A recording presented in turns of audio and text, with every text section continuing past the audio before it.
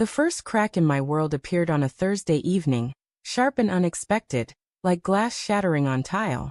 I had just come home from work, loosened my tie, and noticed her ring wasn't on the dresser. It was always there when she cooked. She said it was too delicate for kitchen work. I didn't think much of it at first. But that night, she didn't wear it to bed either. When I asked where it was, she smiled, distracted, and said, "I must have misplaced it. Don't worry, I'll find it."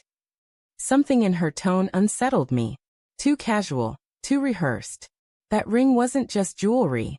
It was the symbol of every promise we had made under the trembling glow of string lights the night I proposed. For days the ring stayed missing. I searched drawers, checked the bathroom, even looked under the bed. Each time I asked, her answers grew sharper. "Stop being obsessive. It's just a ring." But it wasn't just a ring. It was the weight of my love sitting on her finger, and now it was gone. The unease festered until one afternoon when I stopped at the local jeweler. The same one where I had bought it. I walked in, half hoping, half dreading, and asked the owner, "Has anyone come in recently with a diamond ring like this? Platinum band, oval cut, vintage setting." He hesitated, then nodded. "Actually, yes. A young woman sold one last week. Pretty piece. Shame to let it go." My chest tightened. "Do you remember her? Dark hair, green eyes. Pretty smile." He shrugged. "I think she said it was an engagement ring." My throat went dry. That was her. My wife. I left the shop in a daze, the world tilting sideways. She had sold it. Not lost, not misplaced, sold. And she hadn't told me. That night, I confronted her. "I know you sold the ring." She froze, a glass of wine halfway to her lips. Then her face hardened. "So you went snooping?" "Don't twist this," I snapped. "Why would you sell something that meant everything to us?" Her eyes darted away, then back. "We needed money." "For what?" I demanded. "Bills are paid. The fridge is full. What could you possibly need that badly?" Her silence was louder than any answer. The next day, while she showered, her phone buzzed on the nightstand. I had never been the kind of man to check her phone. I trusted her. But trust felt like a fool's luxury now. My hand shook as I opened the messages. And there it was. A text to someone saved only as C. "Got the money. Tickets booked. Can't wait to see you again." My stomach lurched. Scrolling further, the pieces fell into place. Late-night messages. Jokes only lovers share.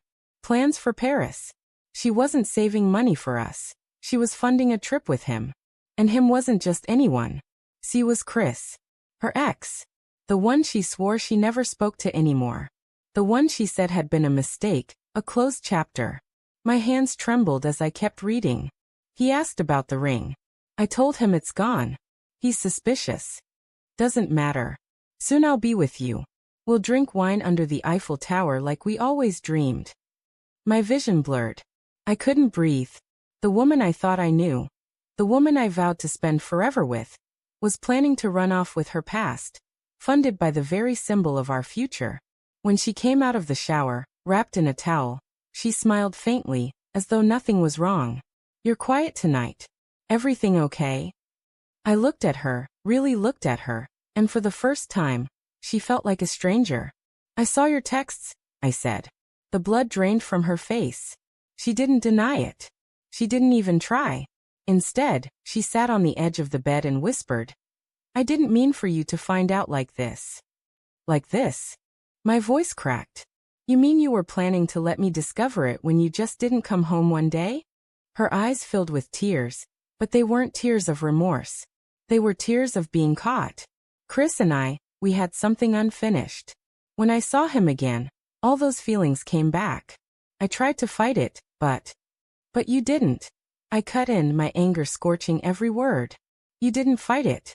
You sold the ring I gave you, the promises I made you, and you used it to run back to him. She reached for me, but I pulled away. Her touch burned like betrayal itself. "I never stopped loving him," she whispered. The words gutted me, like a knife, slow and deliberate. For days, I drifted through the motions of life, haunted by everything I thought I knew. The dinners we shared, the laughter, the quiet mornings, all of it tainted now.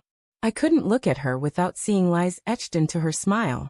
Then one night, she sent me a text while sitting just a few feet away on the couch. It buzzed against my leg. I opened it. "I'm sorry, but I don't regret choosing him."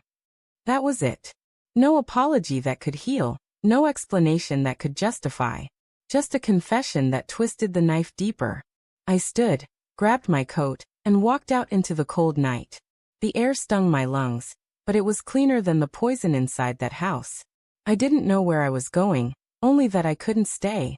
As I stood under the streetlight, I realized something. Love is fragile. It doesn't shatter all at once. It cracks, splinters, fractures, until the weight of betrayal makes it collapse. And I had been standing in the ruins, blind, hoping the pieces would somehow reassemble. But now I saw the truth. She had already left me long before the ring disappeared. The finality hit me with brutal clarity. The woman I had built my future around was gone. And the only thing left was the echo of promises that never meant to her what they meant to me. And in that moment, with my heart splintered but strangely steady, I knew what I had to do. I wasn't going to chase her. I wasn't going to beg for scraps of love. I was done. Her betrayal had carved me open, but it had also set me free.